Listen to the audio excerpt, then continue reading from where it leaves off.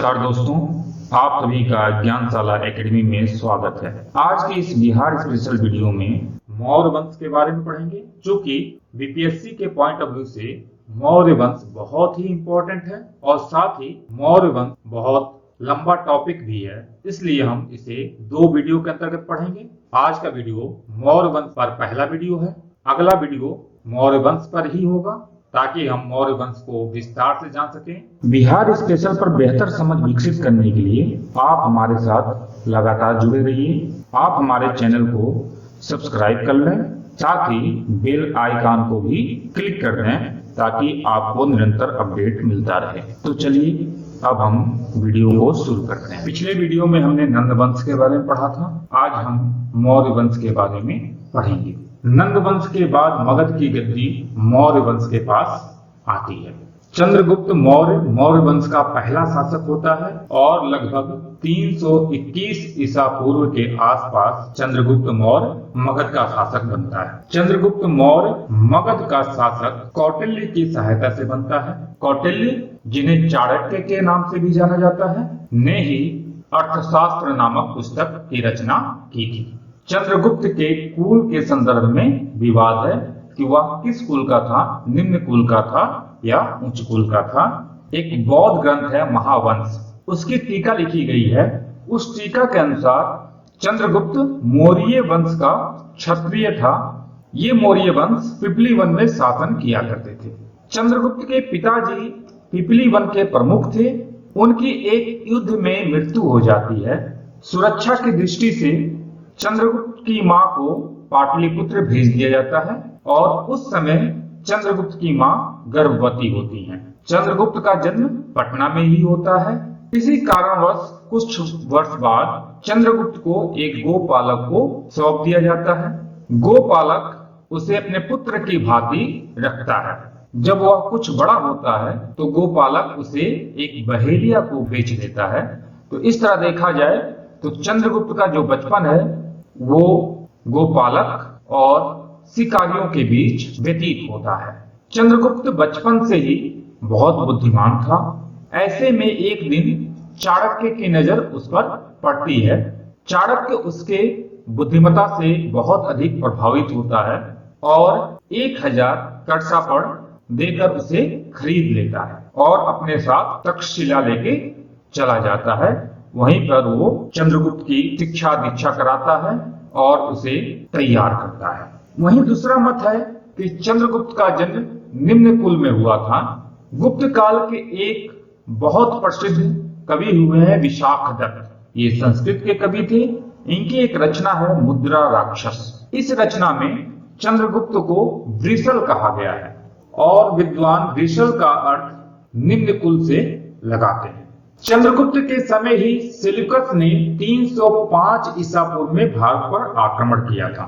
Seleucus जब सिकंदर की मृत्यु हो जाती है तो उसके सेनापति सेल्यूकस का सिकंदर के राज क्षेत्र के पूर्वी क्षेत्रों पर एकाधिकार हो जाता है और यही सेल्यूकस 305 ईसा पूर्व में भारत पर पुनः आक्रमण करता है।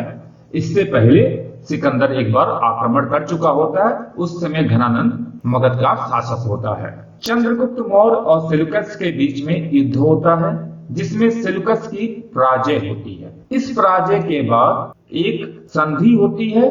इस संधि के तहत चंद्रगुप्त को हेरात, कंधार, काबुल और मकरान का क्षेत्र प्राप्त होता है। यानी इस युद्ध के बाद मगध का क्षेत्र का विस्तार लगभग ईरान तक हो जाता है। बदले में चंद्रगुप्त भी सेल्यूकस को कई हाथी उपहार में देता है।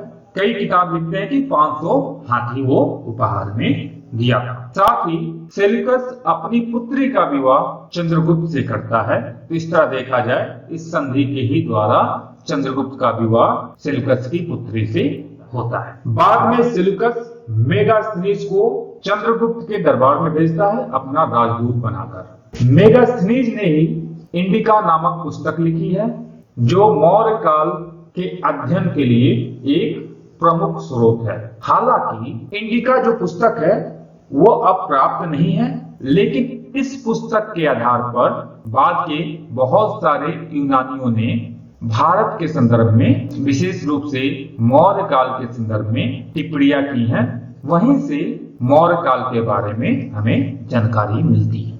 जो चंद्रगुप्त का शासन था वो सौराष्ट्र और उत्तरी कर्नाटक तक था, यानी देखा जाए तो उत्तर पश्चिम में ये बहुत आगे तक बढ़ता है, पश्चिम में सौराष्ट्र और दक्षिण में देखा जाए उत्तरी कर्नाटक तक इसका शासन होता है। ध्यान दीजिएगा, ये जो मैप आप देख रहे हैं 303 ईसा पूर्व का है। इसके बाद चंद्रगुप्त मौर्य का शासन और विस्तृत होता है। जो सौराष्ट्र के बारे में उसके शासन की जानकारी जो मिलती है वो रुद्रदामन के गिरनार अभिलेख से मिलती है।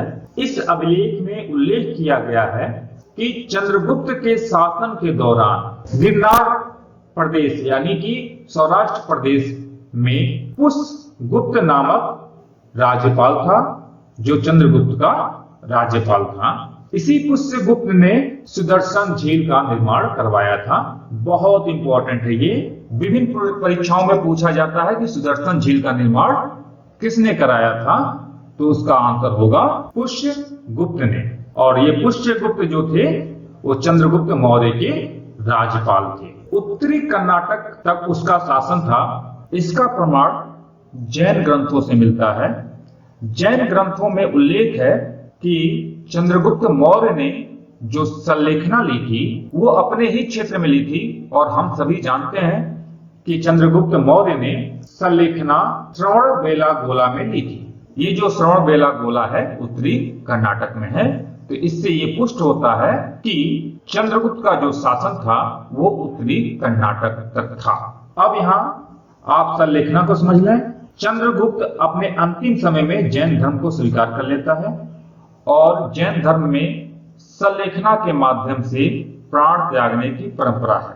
संलेखना पद्धति में व्यक्ति भोजन लेना छोड़ देता है और अपने प्राण को त्यागता है। चंद्रगुप्त ने भारत को यूनानियों से मुक्त कराया था, इसी कारण इसे भारत का मुक्तिदाता भी कहा जाता है। तो ये भी बहुत इंपॉर्टेंट है कि भारत का मुक्तिदाता किसे कहा जाता है, तो उत्तर हो जाएगा चंद्रगुप्त मौर्य को। और जो चंद्रगुप्त की मृत्यु होती है वो होती है 298 ईसा पूर्व के आसपास। चंद्रगुप्त मौर्य के बाद उसका पुत्र बिंदुसार मगध का राजा बनता है।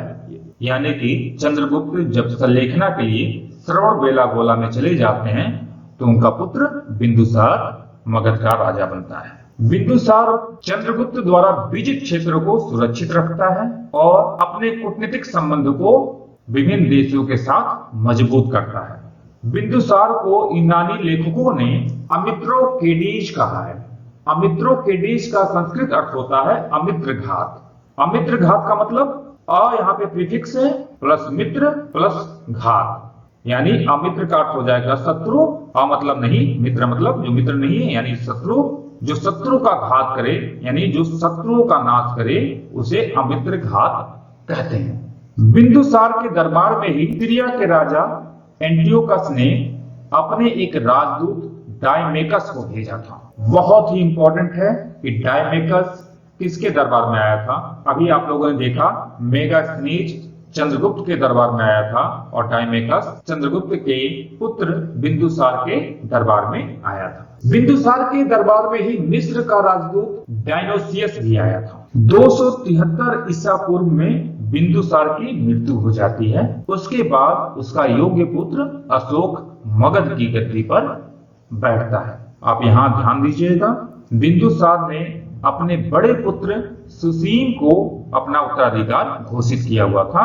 सुसीम जो था तक्षशिला का उपराजा हुआ करता था और अशोक जो थे वो अवंती के उपराजा हुआ करते थे। जब तक्षशिला में विद्रोह होता है तो अशोक जाकर उस विद्रोह को दबाते हैं, यानी सुसीम की सहायता करते हैं। अशोक इस बात से संतुष्ट नहीं था कि सुसीम राजा बने, इसलिए वो विद्रोह कर देता है और उत्तराधिकार के संदर्भ में इसका युद्ध सुसीम से होता है। हालांकि यह प्रमाणित नहीं है। बौद्ध ग्रंथों में लिखा गया है कि अशोक ने अपने 99 भाइयों की हत्या करके गद्दी प्राप्त किया था, किंतु जो अशोक के अभिलेख मिलते हैं उसमें उसके भाई और बहनों के परिवार का उल्लेख मिलता है। तो ये कहना कि उसने अपने भाइयों की हत्या करके गद्दी प्राप्त किया था, ये बहुत हद तक स्पष्ट नहीं होता। लेकिन ये भी सत्य है, बिंदुसार की मृत्यु 273 ईसा पूर्व में होती है और अशोक ने अपना राज्याभिषेक जो किया था वो 269 ईसा पूर्व में किया था। यानी उसे 4 साल लग गए थे राज्याभिषेक करने में। उसे अपनी आंतरिक स्थिति मजबूत करने में लगभग 4 वर्ष लग गए थे और ये प्रमाणित है क्योंकि उसके अभिलेख में लिखा हुआ है। तो इससे ये स्पष्ट होता है कि उसका उत्तराधिकार के संदर्भ में युद्ध हुआ होगा। इसे विद्वानों ने निष्कर्ष निकाला है कि उसका अपने बड़े भाई सुसीम और कुछ और भाइयों के साथ सत्ता संघर्ष हुआ होगा, लेकिन उसके कुछ भाई उसके पक्ष में भी रहे होंगे जिनका उल्लेख उसके अभिलेख पर मिलता है। दिव्यावदान एक बौद्ध ग्रंथ है, बहुत इंपॉर्टेंट है, के अनुसार अवंती का उपराजा अशोक था। अभी हम लोगों ने जस्ट थोड़ी देर पहले ही इस पर बात की है। अशोक ने अपने राज्याभिषेक के 8वें वर्ष कलिंग का युद्ध शुरू किया। याद कीजिए, महापद्मनंद नंद वंश का प्रथम सम्राट ने कलिंग को विजित कर लिया था, लेकिन बाद में हो सकता है कलिंग ने अपनी आजादी की घोषणा कर दी हो। अशोक ने पुनः कलिंग युद्ध किया था और इस युद्ध में बहुत जान माल की हानि हुई थी। ऐसा कहा जाता है कि इसमें 1.5 लाख से अधिक लोग बंदी बनाए गए थे और 1 लाख से भी अधिक लोगों की हत्या हुई थी। 1 लाख से भी अधिक लोगों की मृत्यु हुई थी। कलिंग युद्ध का उल्लेख अशोक के 13वें शिलालेख में किया गया है। ये बहुत इंपॉर्टेंट है, कई बार प्रश्न पूछता है, बीपीएससी ने भी पूछा, यूपीपीसीएस ने भी पूछा है, अन्य स्टेट की भी जो परीक्षाएं होती हैं उसमें भी इसे पूछा गया है। तो इसे आप याद कर लीजिए कि कलिंग युद्ध का वर्णन किस शिलालेख में किया गया है, तो आपका उत्तर होना चाहिए 13वें शिलालेख में। 232 ईसा पूर्व में सम्राट अशोक की मृत्यु हो जाती है। इसी के साथ मौर्य वंश का अवसान शुरू हो जाता है। मौर्य वंश का जो अंतिम शासक होता है वह होता है बृहद्रथ, जिसकी हत्या उसके सेनापति पुष्यमित्र ने 184 ईसा पूर्व में कर दी थी और शुंग वंश के शासन की स्थापना की थी। तो ये भी बहुत इंपॉर्टेंट है, विशेष रूप से बीपीएससी के पॉइंट ऑफ व्यू से। बीपीएससी ने कई बार प्रश्न पूछा है कि मौर्य वंश का अंतिम सम्राट कौन था, मौर्य वंश का अंतिम राजा कौन था, तो हो जाएगा बृहद्रथ। अब हम यहाँ पे मौर्य वंश के प्रशासन, समाज या अशोक के शिलालेख, बौद्ध धर्म, इन सब का हम उल्लेख नहीं कर रहे हैं। इन सब को हम अगले वीडियो में पढ़ेंगे। आइए अब इस अध्याय पे आधारित प्रश्नों को हम हल करते हैं। पहला प्रश्न है, मेगास्थनीज की पुस्तक का नाम क्या है? मेगास्थनीज आप लोग को याद होगा, चंद्रगुप्त मौर्य के दरबार में आता है। ये सेल्यूकस का राजदूत होता है। इसने एक पुस्तक लिखी होती है जिसका नाम होता है इंडिका, जो अब प्राप्त नहीं है। तो प्रश्न पूछ रहा है मेगास्थनीज की पुस्तक का नाम क्या है? तो मेगास्थनीज की पुस्तक का नाम होगा इंडिका। पहला विकल्प है अर्थशास्त्र। अर्थशास्त्र को कौटिल्य ने लिखा था, चाणक्य ने लिखा था, जो चंद्रगुप्त मौर्य का गाइड था, पथ प्रदर्शक था। दूसरा है ऋग्वेद। ऋग्वेद बहुत पहले लिखी गई थी। तीसरा है पुराण, तो ये भी गलत होगा, यानी अर्थशास्त्र, पुराण और ऋग्वेद तीनों गलत होगा। सही आंसर होगा विकल्प डी, यानी कि इंडिका। ई विकल्प है उपयुक्त में से कोई नहीं, 2 या 2 से अधिक। तो इन चारों में उसने केवल इंडिका नामक पुस्तक लिखी थी, तो केवल एक विकल्प सही होगा, इसलिए अंतिम विकल्प भी सही नहीं होगा। तो आंसर हो जाएगा डी।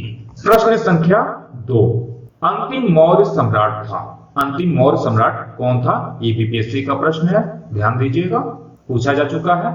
जालौक, बी है अवंती वर्मा, सी है नंदीवर्धन, डी है बृहद्रथ। तो हम लोगों ने भी पढ़ा है कि मौर्य वंश का जो अंतिम सम्राट था वह बृहद्रथ था। तो आंसर हो जाएगा डी, बृहद्रथ। विकल्प ई सही नहीं होगा क्योंकि एक विकल्प सही है। प्रश्न संख्या 3, मुद्रा राक्षस निम्नलिखित में से किसकी रचना है? अभी हम लोगों ने डिस्कस किया है कि मुद्रा राक्षस विशाखदत्त नाम के एक कवि हुए थे संस्कृत के, गुप्त काल में, ये उनकी रचना है। तो विकल्प को देखते हैं आप। ए कौटिल्य, गलत है, कौटिल्य ने अर्थशास्त्र लिखा था। बी विशाखदत्त, बिल्कुल सही है। सी पतंजलि, नहीं। डी कालिदास, नहीं। ई उपरोक्त में से कोई नहीं, 2 या 2 से अधिक। तो ये भी नहीं होगा क्योंकि केवल एक विकल्प सही है, बी। तो आंसर हो जाएगा बी। उम्मीद है यह वीडियो आपको पसंद आया होगा। फिर मिलते हैं एक नए वीडियो के साथ। तब तक के लिए नमस्कार, जय हिंद।